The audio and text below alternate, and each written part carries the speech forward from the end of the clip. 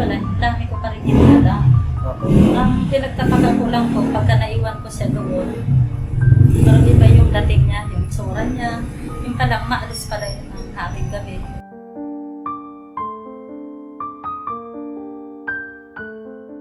Kinuha niya yung gamit dito, pinakuha ko yung samba. Tapos, hindi na ako pinaharap kasi baka mamaya kung ano pa. Kaya siyempre nag-iba na kasi yung gabi niya, hindi na siya nakakausap dito. Pati tao ko, masama ang tingin niya. Kaya natatakot pa rin sila na, madam, may hirap yun na hindi mo pa alisin yan kasi delikado baka mamaya. Alam mo ba, kahit kutsilyo bunting, tinatago ko na kasi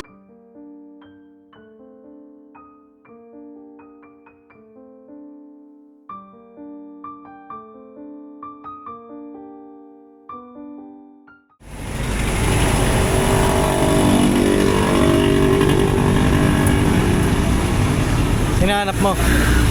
Ito pilak. Ha? Ito pilak. Parang galing ka sa hotel ah. Nagkan lang ako. Nagkan lang ako. Ayun oh, galing ka sa, ayun oh, Pink Hotel. Oh, ano lang, nagmasahe lang ako. Nagmasahe. Oh, sa babae. Tapos kasama natin si Bong. Di ba gusto makita ni Kylo? Ay oo, di ba gusto mong makita si Ate Kayla? Ha? Kaya Bong? Dito tayo ngayon sa pinagkatrabahuan niya. Sana nandito pa. Ano, wala. Ayaw mo na makita? Gusto ko supporter na, gusto ko eh. Ang bihira ka. Tingnan natin mga kapapi ko nandito sa Ate Kayla. Nandito si Boss Dave oh. Hello po, mga ka-business, mga ka-papi. Alright, si Kuya Ruel, hello po. Oh, wag na yan. Bakit?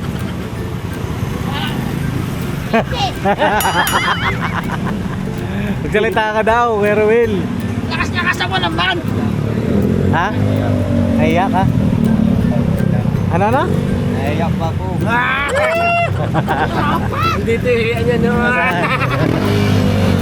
Tara, punta natin.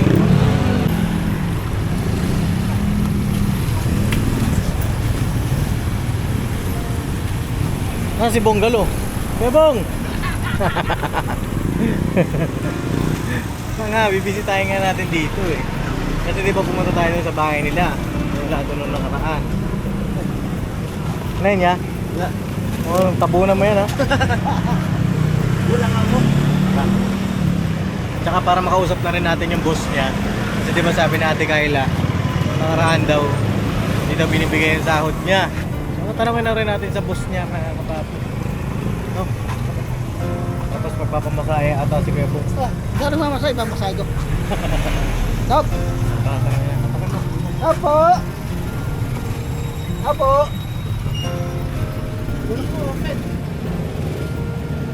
Sliding yan, sliding.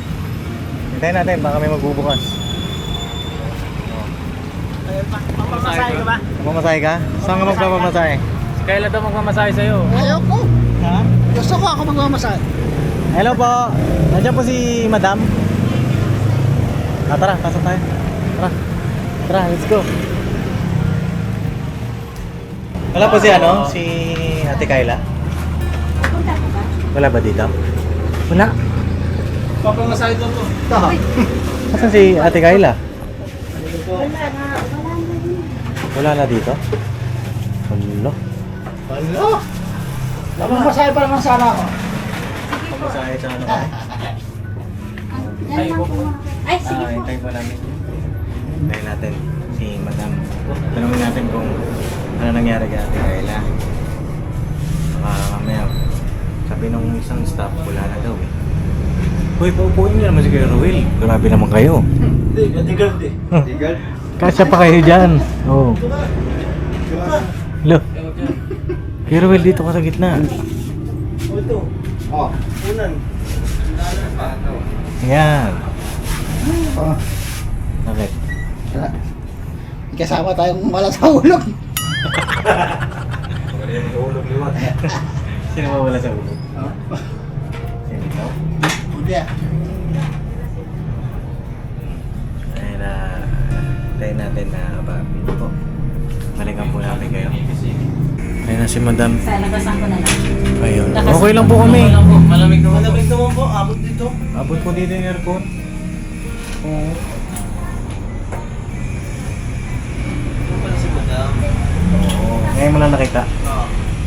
Napamassage ka ba? Ayos lang. I-vlog mo pa din. Ano po ba? Okay lang po ba? O wag na? Kasi ganito, siyempre ako nagsasabi ako ng totoo. Opo. Baka pag nakita yan ni Priscilla, baka magagalit ka. Hindi naman po yun. Gusto lang po, kung kayo po, kasi... Ay, yung ginalag niya sa akin, sa kanya. Inalis niya na ba yun? Or nandun pa? nandun pa rin po. Nandun pa rin. Kasi ang dami na kami, nagalit yung mga anak. Ano po? Nagalit kasi hindi daw tama. Pwede po po kayo dito mo kasi kayo po kasi Dito ka. kasi para maintindihan din po ng mga Oo. viewer na Kaya nga eh. ano po yung Sige, okay. kasi gusto rin namin ano ba talaga nangyayari sa Oo. kanya kasi kayo po ang mga kasunod. Oo. Eh, di ba doon sa vlog naman po na yun, side nyo po, sa side nyo po ako Oo. na ano eh, kasi sabi ko baka naman ganito lang, baka naman ganyan, kaya sabi ko, maganda makausap ko si... Yung electric fan kaya? Yung, ano ba yun? Sige po, Pwedeng okay sa lang. baba na lang. Sige, hintayin natin na Bobby, may si Madam. Kakatapos lang mag-massage. Oo. Oo. Ayos. Ayun, mga Bobby, kasi marami rin ang nag-comment nga rin kay Madam para masagot din niya. Diba? So yun na mga papi, dito na si Madam. Usap po kami. Usapan natin yung mga nakaraang vlog nga po patungkol kay Ate Kayla. Yung sa mga sinabi ni Ate Kayla doon. Na which is, sa akin po Madam, sabi ko nga doon sa vlog, hindi ako naniniwala sa kanya na gano'n. Gusto ko makausap din kayo. But ayun, mga kapapi, magpapaliwanag din si Madam sa atin na po, sa inyo, kung ano talaga yung totoong nangyayari kay Ate Kayla. Obserbasyon nyo po. Kasi sabi nyo nga po, sabi ng isang staff nyo po, wala na po dito. Hindi, nung naibigay ko na po sahod sa kanya nung nakaraang linggo, Lunes, Martes, bawat kinikita ko doon, sa kanya ko lang kasi ramdam ko na siya, hindi na siya nakakausap, hindi na siya nagsasalita. As in, takot na kami pati ibang therapist ko. Kasi iba na yung tingin niya. Yung parang alam mo ba yung minsan pupunta doon sa may sinar, upo doon, madilim, tapos di nagsasalita. Pero siyempre, gana pa rin yun siya. Opo. Di ngayon, naibigay ko yung sahod niya. Opo. Kasi yun yung sinabi niya na pangatlong linggo. Opo. 500 kasi isang linggo niya. Kaso nga lang, nakiusap ako sa kanya noon na kasi di ba nag-aral po ako ng beauty care. Opo. Bali doon is hanggang Friday pumapasok po ako. Opo. Sa gabi, sa Hanbawa, nag-wake up na 5. Hmm. Talagang sa pamagitan ng panampalataya ko na lang, paano ko matugunan ang mga obligasyon ko. Opo. Kasi doble, dalawang pwesto eh. Tapos siyempre, singit kuryente, mga wifi, gano'n. Ngayon, kinausap ko naman kasi may mga sideline naman siya eh. May mga sideline siya. Bawa. Oo, katulad niyan, minsan maglalaba doon. Washing, pindot-pindot lang naman yan. Kung 2 araw siya magwa-washing doon, si alam naman niya, bibigyan ko ng 200 yun. Oo, halimbawa, example, di ba nakita niya, nag-coach pa dito, nandun ang anak ko. Bibigyan ko ng 100. Unang hawak niya yun, pinasabay ko lang. Pero, siyempre, hindi ako yung gano'n na, binibigyan ko siya. Kaya may pera siyang extra kaysa doon sa mga sahod. At saka yung, pinatulong ko siya doon dahil kinots pa. Yun. May mga sideline ko siya. Halimbawa, example, nung sa kabila pa, nagpapamasad ako, bibigyan ko 100 yun. Kaya, nung una kasi nakailang buwan din siya sa akin eh. Ilang buwan po ba ang inabot niya? Bali, nakamabot yata 3 buwan na mahigit. 3 buwan din. Oo. Tapos dapat nga, hindi ko man dapat tatanggapin ngayon eh, kasi di ba may problema. Yung pala, dami ko pa rin ginagawa. Opo. Ang pinagtatagal ko lang po, pagka naiwan ko siya doon, parang iba yung dating niya, yung tsura niya, yung palang maalis pala yun ng ating gabi. Example na lang, kanina madaling araw, di ba nandun na siya sa nanay niya, umalis din doon ng 4 a.m. So, lahat yung nakaraan pa kahit nasa akin pa siya. Saan daw po siya napunta? Siguro itong siya nagsabi doon sa kapatiran namin na umalis nga daw. Pero hindi lang yun kagabi. Kahit nasa akin pa siya, maalis ko talaga siya ng madaling araw daw doon. Tapos sa akin din naman, minsan namin siya alas 11. Pero siya lang nandun. Oo. So, kumbaga nako-compromise din yung safety ng pinagtutulugan niya. Parang ganun. siyempre, Kasi hindi mo alam kung bakit siya umaalis. Tapos yung una, sinasawaran ko siya sunod-sunod na 600 isang linggo. Opo. May pera siya. Sabi ko, ubos ka agad yung pera niya. Tapos sabi ko, nagbibigay ka pa sa nanay mo? Sabi niya, hindi. Ay hindi, sabi niya, magbigay, na, hindi daw siya, hindi, sabi niya nagbibigay siya. Pero sabi ng magulang niya, nanay niya hindi nagbibigay kahit daw noon ka pa nagbibigay. Hindi daw talaga nagbibigay yung isang mapagkain tinatago pa. Opo. Ganon. Pero sa akin kasi alaga ko siya sa pagkain, naalala ko siya, pinagagatas ko sa gabi, sa pilitan ko pa. Minsan lang makainom, pero pagka tapos nun, ayaw niya talaga. Hindi siya mapilit. Hindi ako nagkulang sa pag-alala sa kanya sa pagkain. Hindi ako nagkulang kasi maalaga ako eh, malalahanin ako eh. Opo. Alam ng Diyos yan, puso ko. Tapos kahit dito, naalala ko siya na kakain. Pero hating gabi kumakain naman din pala siya. Opo. O, tapos itong huli na sahod na siya. Tapos parang hindi siya makasagot kung pauwiin ko na siya, ayaw naman. Sabi ko, sige, hanggang Sabado ka na lang. Masawaran pa rin kita 500. Eh pero nung Martes ba yun, malis ako nasa Balagtas ako, nagatin ako na about sa beauty care, sa mga supplier ng mga gamot.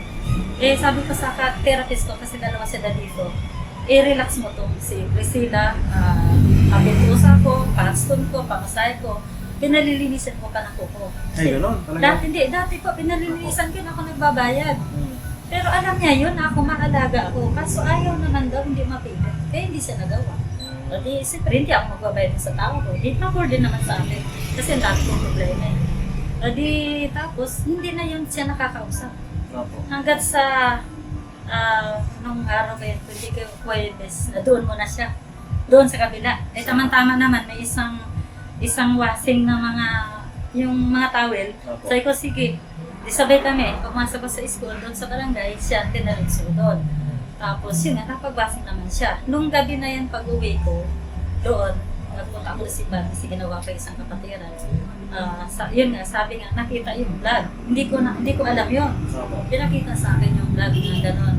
Eh, sabi ko, Nagulat nga rin po kami. Sabi ko, pag Oo. salubong na sa akin, galit siya. Sabi niya, oh, galit na yun. oo, sabi niya, kinuha niya yung ganito ko. Hindi niya binigay Yung ganito. pera mo ng una, sabi ko, isip natin muna kasi. Savings. Minsan kasi, hindi naman savings. Baga, Sabi ko muna kasi hindi pa naman siya alis. Naka-schedule siya ng araw eh.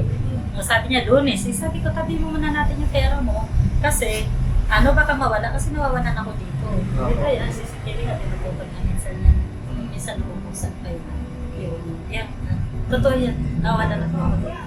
Tapos, sabi ko sa kanya, baka mawala kasi sa bag lang. Siyempre, iba-iba naman ang tao. Opo. Hindi ko naman yan hinihiram. Kumbaga tatabi ko. Ngayon, pag umalis ka, halimbawa, mamasyal ka, kunin mo. Bibiling ka, gano'n. Oo, nagkataon lang nung nandun siya, pagbalik niya dito, kukunin niya yung pera niya, parang galit na siya. Pero may pera ako sa Gcash ko. 2.9. Kasi may tira pa akong 900 na tapos may barya po ako. Meron naman akong pang sana sa kanya kasi yung 1,000 niya na buo, nagkataon naman na sale ako nung BPI ko. Hindi yun ang dahilan ng BPI ko kasi good beer ako. Opo. Hindi ako napapalya doon. Kulang kasi ako nung oras na yon ng yung gas. Opo. Kaya ginamit ko yung 1,000. Pero may pera ako sa Gcash. Kasi nagpadala rin yung tattoo artist ko pa ng 2,000. Kaya yung pera ko 9, sa may bagi ako. Kaya may pera siya talaga na dapat galing sa akin. Kahit anong oras pwede ko ibalik sa kanya. Opo. Eh hindi pa naman siya alis kasi nung naka-schedule siya eh. Kaya sabi ko naman sa kanya, pagka namasyal ka, walang problema doon. Kunin mo sa akin kasi pera mo yun eh. Hindi ko pwedeng hiramin. Hindi ko pwedeng kunin, pera mo yun. Yan ang sabi ko sa kanya. Tapos habang nag-uusap kami, yun nga, na-investiga ko siya ng oras na yun, galing yun doon, makatapos ka na nga siguro mag-vlog. Opo. Na wala bang naliligaw sa'yo, nangungulit. Nagsabi siya ngayon ng totoo na yung isang tao na kumpare nung nandun katira, na kinukulit siya, nililigawan siya, tapos pinapakitaan siya ng pera sa wallet. Tapos binigyan daw niya ng 2 linggo.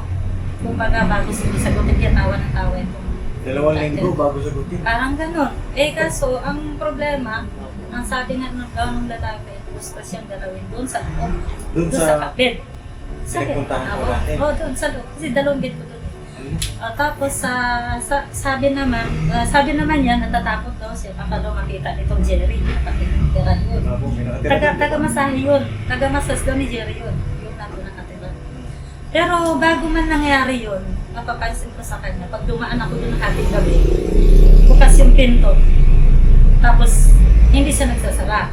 Pagkatapos nun, sumunod, Kasi dadaan ako doon, magsiservice ako eh. Isa kasi mag-alas 12 na, alas 11. Bukas yung pinto, tapos sabi niya, sandali lang. Kasi hanggang niya, nag-ibisa. Tapos minsan naman, naliligo ng ating gabi doon sa labas. Yun po yung, nag-isip na ako din. Diba tinix ko kayo nun? Parang sinabi ko sa'yo na, baka naman pwede, kunin mo na kasi i-give up ko na. I-give up ko na siya kasi parang natatakot din ako baka mamaya may mangyari doon. Sa kanya, ako ang problema. Kasi gustong-gusto niya doon magtambay. Kaya pag dinadala ko siya dito, iniiwas ko na. Nilala ko na yan. Tapos dito kami, maganda aura niya dito. Kahit na hindi siya nagsasalita, pero ang ganda ng aura niya. Sasabihin niya, hindi daw siya makatulog. Kasi natulog siya. Minsan nga, nauna pa sa akin. Pagka minsan, alas 9, alas 10, di pa, sabi ko, bangon ka na, mag-almusal tayo. Nakatulog. Kasi pag dito siya, ang ganda ng aura niya. Pero pagka nandun, makikita mo yung dito niya, sobrang itim, na parang iba yung mukha niya. Hindi po siya nakatulog. Parang gano'n, hindi ko alam. Kaya ang sinabi niya na ganito na hindi siya nakatulog, baka kasama ako. Hindi. Saan nga, nauna pa nga siya natutulog sa akin. Kasi ako, siyempre, tapos ko, sa kakape ko, dahil gusto sa puyat sa trabaho ko, hindi ka agad ako nakatulog, nas nauna pa siya. O, okay na naman kalagayan niya dito eh. Malinis siya. Kita nga rin naman po Di ba namin. nakita mo yung balat niya? Mais nga siya nung nandito Oo, siya. tumaba pa siya ngayon. Yung buhok niya, lumago. O, pinaano ko yun, doon sa school. Pina-highlights ko doon, nakipag-away pa nga doon yun eh. Kasi ayaw niya ayusin yung buhok niya, ayaw niya. Pero pinipilit ko na, kaya medyo kumanda buhok niya. May highlights yun. Pero sa loob po ng 3 months na madam, diba inabot siya ng 3 months, yung mga unang buwan okay pa siya. Okay siya nung una, pero itong pangalawa. napapansin ko sa kanya na inabot siya ng ilang araw doon, nag-busy ako eh. Nag-room service ako, kinabukasan ako uwi. Kailan niyo po Dating napansin na nag-iiba na siya? parang siguro kalabas-labas yun. At hindi mo alam baka mamaya. Sa isip ko lang din ha. Kasi tulad ka, lumalabas siya doon ng ating gabi, o madaling araw. Saan siya napupunta nun? Iwan na siyang papunta sa akin. Nakalak na yung Ang tanong, sabi ko at saka isa pa, nag-iisip ako, bakit naubos yung pera niya? Yun nga po. Yun doon ako nag-isip, sabi ko, gusto ko sa kanya sana makapagtabi-tabi siya ng pera kasi ang hirap pag walang pera. Ako naman, example, halimbawa, hindi naman may bigay yung sahod mo. Eh, pera ka sa akin eh. May sideline ka. Kaya nung na yun, bago siya umalis, kasi dapat tabisin ko na talaga. Binigay ko na, sunod-sunod yung sahod ko. Pero, Merkulis, wala na akong panghulog sa BPI ko kasi tuwing release ako eh. 3,850 yung BPI ko.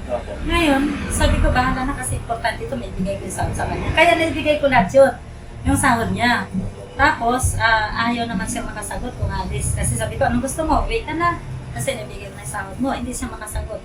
Eh, sabi ko, sige, kung ayaw mo pa, sige hanggang Sabado, sahuran pa kita ng 500. Kaya ako pinalaba doon ng yung isang laba. Tama-tama nga, nung hapon na yun, umuwi ako doon, nalaman ko na nakita ko. Tapos, nung gabi na yun, hindi na ako pinharap na sa kanya. Yung kaibigan ko na taga-hatid sundo siya, natali sa kanya. Tapos, hinahabol ko pa ng 300. Wala akong hawak na pera noon. Nagpunta na ako, nag-massage ako doon. Kumita ako ng konti, binigay ko na yung 300 para may sahod pa rin siya. Oo. So, kailan po? Huwebis yun na, huwebis yun. Kailan po umalis si Ate Kayla sa inyo? Huwebis ng gabi, nabigla yun. Ang tanong naman doon sa ang sabi nila ni Yeng daw, ang sabi daw ni ni Priscilla, pinalayas daw siya. Pero ang dahilan na nag-text ka kasi, pinabasa ni Yeng sa akin na tinatanong ko siya kung saan siya. Tapos, ang dahilan namin na hinanap ko siya. Kailangan nandun siya. Yun po ang naging day. Oo, kasi mahirap Kasi di ba, pupunta kami doon sa nag-text bahay. kasi, nag-text kayo noon. Kaya tama-tama naman ng oras na yun. Ibig sabihin, iningatan din ako ng Lord na pwede man siya pauwiin doon. May dahilan naman. Dahil nag-text kayo, nanap ko siya. Yun po yung time na nung yun pumunta yung si oras Papa. na yun. Nung pumunta kami doon, Oo. sabi ko, asan po si Ate Kayla? Sabi ko, Nagpunta pala kayo doon nung araw na yun. Kila Ate Criselda. Ayun, tama-tama. Sa barangay ako noon. Nag-text sa akin. Tama-tama naman napunta ako doon sa Katapunan.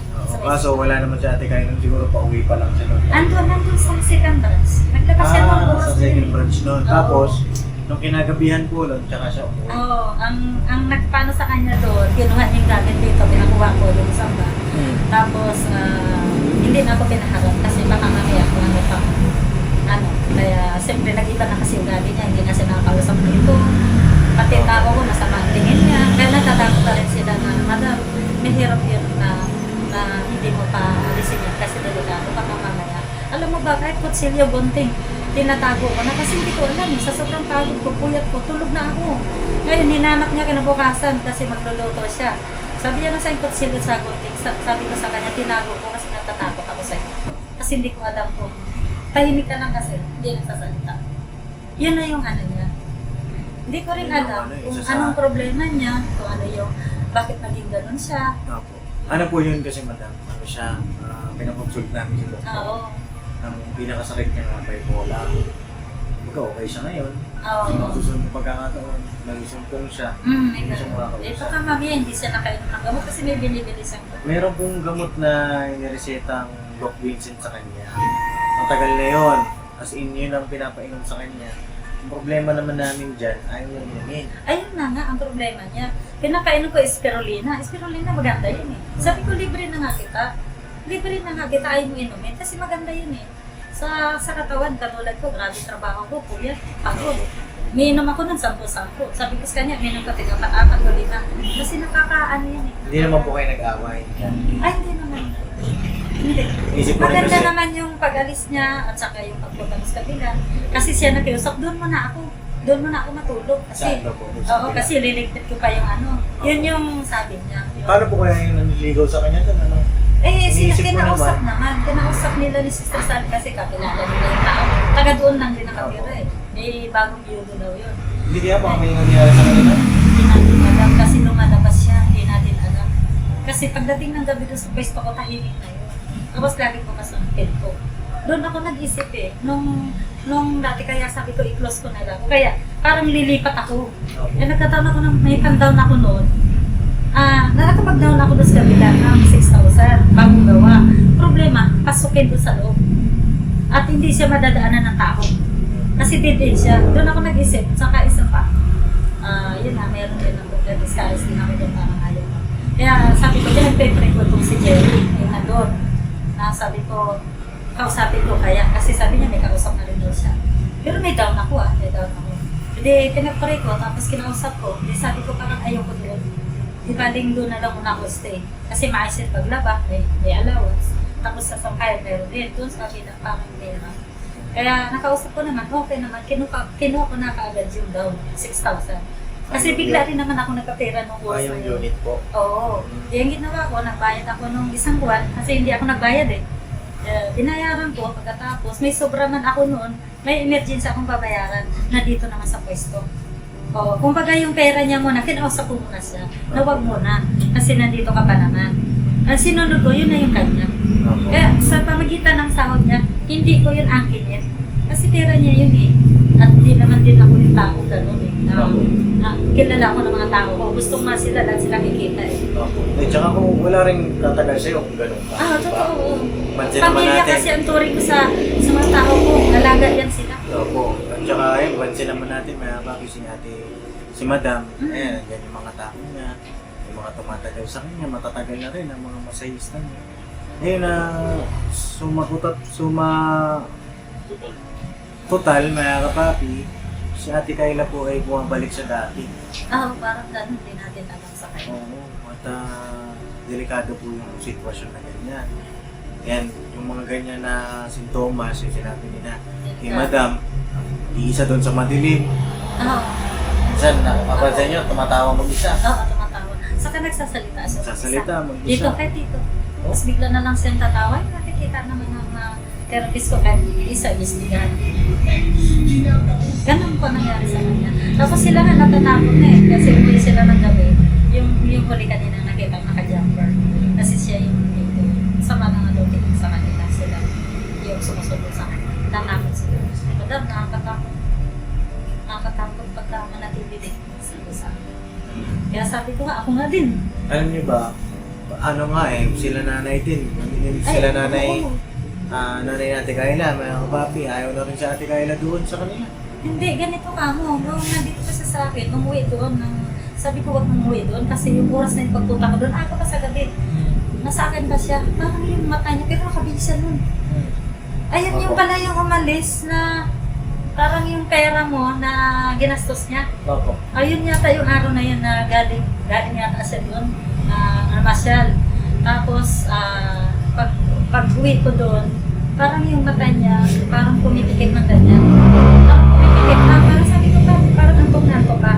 Try mo gano'n. Tapos may pakiramdam na ako sa kanya. Tapos sabi ko, huwag ka na muwi, dito ka na lang, matulog. Wala ang problema. Sabi niya, oo daw. Ay, hindi siya punta doon sa kanila. Nung pagpunta doon sa kanila, humiga doon sa terrace, di ba? Doon nakahiga sa terrace. May dalawang lalaki doon, ligid doon sa kanya. Ngayon, nasilip sila ngayon ng nanay niya sa mga.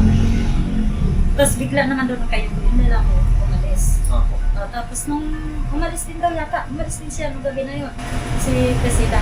Ngayon, kinawagahan, ang naririnig nila ng nanay niya, yung usap-usapan ng lalaki. Parang mayabis. Oo, yun ang sabi. Ba't nanay niya makausap? Yun, nasa akin pa yun.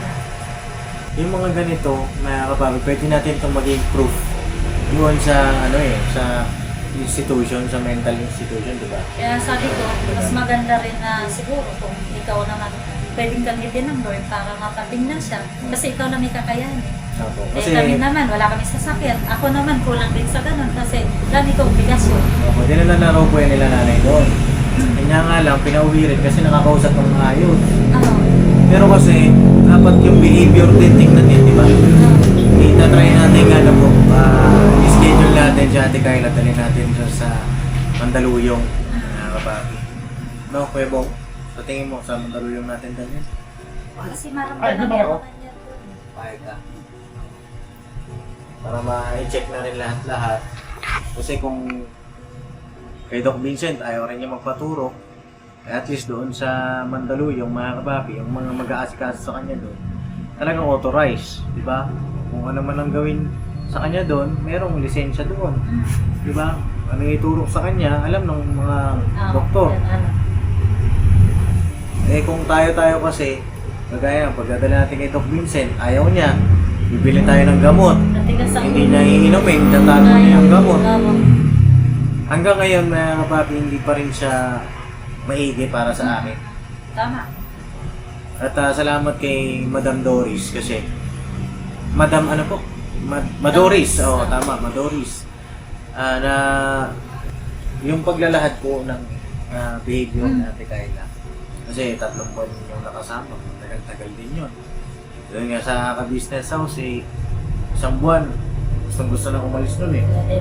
Diba? 1 buwan pa lang. Hindi Pero, siya mapakali. so nakakatakot din para sa side din namin. Nung nandun siya sa ka-business house, talagang hindi mo rin siya makausap. Diba? May ganun sa sitwasyon. Ganon. At akala ko rin okay na siya kasi nakakapagtrabaho na siya, masigla na siya. Meron siyang nagagawang extra activities. Oo, may mga extra siyang income sa akin. May income din siya. Kaya ayaw ko rin mawalan siya ng pera. Opo, pero ganun pa rin pala. Babalik at babalik yung kanyang sakit na yan. Kaya ayun, idadali natin sa Mandaluyong, mga kabat. At sasama ka sa team. Kaya, Siguro, tayo doon, mag-i-inquire ako doon. Mag-i-inquire po ako doon na siguro magpipick up. May ganun po ba, nagpipick up? Parang siguro. Kasi di ba na kwento ko nga sa inyo dati na pagbukas mo ng roll up dito, may isang 72 years old nakikilimos. Hindi ko kayo mahaba yung batas, mahaba yung buhok. Nung oras na yun, imistrap ko yun. Umiyak mo na ako kasi naalala ko yung tatay ko. Tapos pinamanicurean ko yung paa, iba ng binis dito, minasay namin. Nakabidyo yun. Nasa netizen ng Kasi ko may puso akong ganun. Kaya hindi ko kilala. Yung kilalang tao. Meron din akong ginawa na tutugbalan. Pero may nalagaan ko ng masahe. Bunganda katawan. So, opo, naging tauhan ko pa din. So yun lang naman po. May gusto pa po kayong idagdag, madam, sa tungkol doon sa nakaraang vlog. Yun nga, ang masasabi ko lang, nagulat nga din ako, sinasabi ko, lahat naman yung sinabi niya na parang akala mo, napakasama ko na. Hindi po ako ganun. Kasi hindi naman po ako yung tao na argabyaduhin ko yung tao. Kasi ang sa akin lang, kahit hirap ako magsahod, kasi ang dami kong obligasyon, hindi ko naasikaso yung kabila, pwede naman ako walang tao doon eh. Opo. Pwede naman. Eh kung ano, siyempre, gustong-gusto pumasok sa akin, tinanggap ko. Kasi kahit na ganun, nakakatulong din ako.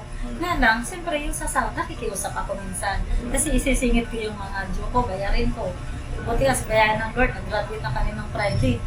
Ibig sabihin, naramos ko yung mga obligasyon ko. Ay, congrats po. Oo. Kumbaga madagdagan ako ng buhok dito sa buhok.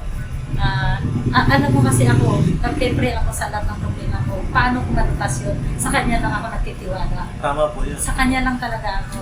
Ito ngayon, kuryente ko. Ito yung susunod ko na naman. Na mahulugan ko. Pero sabihan ng Lord, pinatalugan ako ng mga kliyente. Mamaya magsiservice ako. Kaya alam ko matutugunan ako.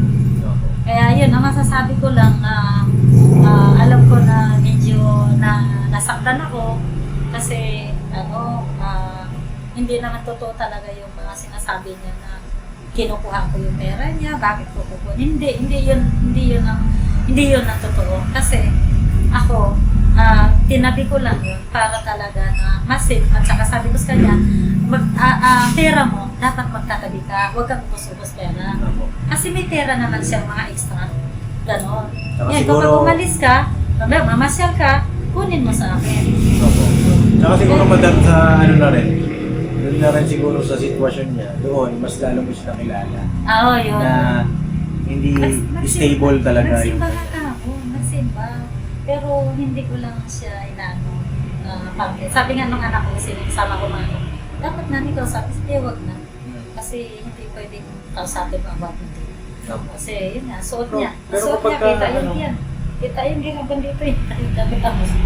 Pero ano madam, halimbawa nakita ko yung sa ano, pansinan lang kung bang ano ba? Hindi, nakangiti naman ako kasi magkaharap-harapan kami. Nga lang, busy ako kasi nagbibigay kami ng mga pagkain doon sa mga nagsisimba. Nandun lang naman siya, tapos nanay niya, saka ano. Pero hindi ko siya yung nakausap or something kasi busy kami talaga. Daming tao. So sa madalit sabi po, madam, si Ate Kayla nandun na ulit sa kanila. Ako, ano pa yun? Oo, hindi na Huwebes siya, ng gabi. Huwebes ng gabi, Kaya anong lang, araw ngayon? Lunes? Kanina, umalis nga daw ng madaling araw. Saan pupunta yun? At ako, Hindi na rin siya papasok dito. ay, hindi na. Hindi ko na pwede. Nagalit yung anak ko. Sabi niya, alam mo naman na gano'n, bakit mo tinanggap? Dahil yun sa condition ni Ate Kayla. Kaya, dapat hindi daw ako dapat tumanggap. Eh, sa akin lang naman, tumulong lang din naman ako. At kilala ko na nga lang ko eh. Kasi gano'n ang gusto ko din talaga eh. Eh, yun nga lang, medyo napanood, pinasa pa sa akin yung vlog. Sabi niya, nanay, kausapin mo. Sabi, nag-text yung isang babae ko. Sa'yo bukod ba yung lalaki? Eh, medyo strict yung lalaki. Kaya yun, tineksita na makipag-usap din kayo sa akin. O kaya bago binalag yun, o kaya pinasa sa akin. Kasi nagulat din siyempre ng pangit ng comment ng iba, di ba? Pangit. Pero nakita niyo naman, pag nakita niyo yung FB ko, puro salita ng Diyos ko. Nagsishare ako. Talagang yun yung puso ko eh. Oo. At least ngayon po, nakapagpaliwanag kayo na explain ko rin yan sa inyo. Kaya naintindihan ko na may kalagayan niya. Nga lang, sabi ko, naawa nga din ako. Gusto mong masahiin, minsan ayaw. Kasi gusto ko sa kanya makatulong. Dahil alam ko makatulong yun. Ayun nga, pinainom ko ng spirulina, ayaw naman inamin. Di kinuha ko na lang, pipilitan ko, ayaw. Nakatulong din sa kanya yun eh. Nga lang, ayaw. Paano po madam, pupunta po si Ate Kayla. I-schedule namin yung pag-pick up sa kanya. Ganun Sa ba? gagawin kasi Okay wala na naman rin siya. akong ibang maisip eh. Hindi, totoo. Kasi matatakot din yan sila yung mag-iina doon. Sila nanay, no? Oo, siyempre. Problema nila yan eh. Siyempre mamaya, umaalis ng ganung oras, saan pupunta. Oh. Ngayon may pera pa siguro sila yan kasi kulang, ano yan eh, mahigit 1.5 o 1.6 at kulang 2,000 yung pera kasi naghabol pang 300. Paano po? At gusto ko yung sabihin kay madam. Kaya po, no? Boss Dave. Wala naman. Kaya po, may gusto ko sabihin. Okay. At, Pupunta na kayo. Kasi nag-aantay siguro yan dahil alam niya na kukunin ka. kukunin ko siya. Sige po, punta namin. Sa... Kasamahan niya. Ako. Oo. Paano po, tutuloy Kaya natin kami, pasensya madam. ka na ha. Pasensya Kaya, na rin kayo. oo, kasi nung nag-text ako eh, pwede nyo ano yan. Kaya Kaya, yun, okay naman at nagpunta naman kayo. At least natapos na. Opo. Ay, nasa kay Grisila na yun. Kung so, makikita niya yan. Ako, nasasabi ko ng totoo. Opo. Yan lang. At saka isa pa, naramos ko naman na yung ano sa kanya. Wala naman akong obligasyon na. Salamat din po sa inyo.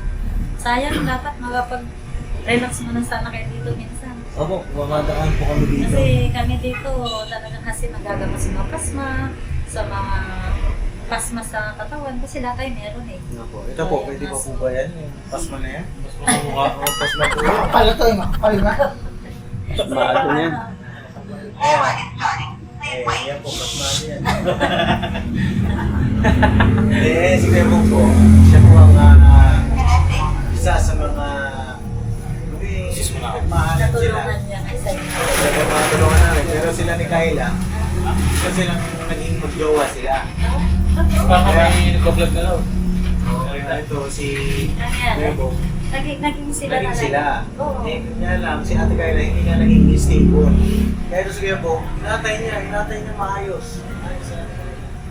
So, may ako pa Eh, maganda katawan niya ngayon. Lumusog eh. Lumaki na ang braso eh. Kaso babalik ko yun sa pagkapayat kapag ganyan siya.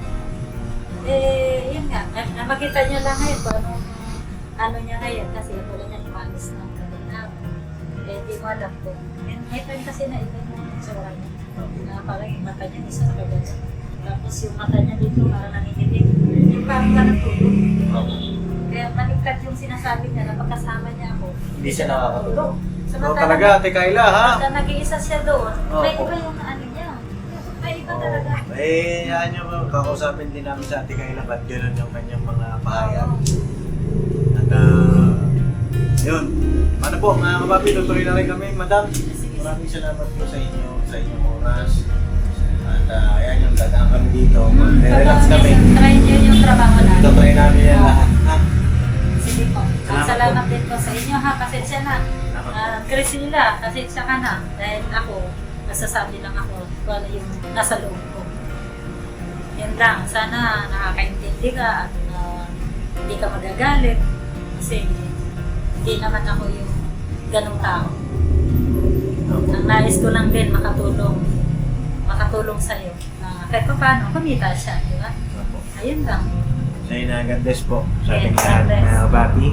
Abangan niyo po yung mga susunod na mga ganap sa mission natin kay Ate Kayla. God bless po. Bira banat na.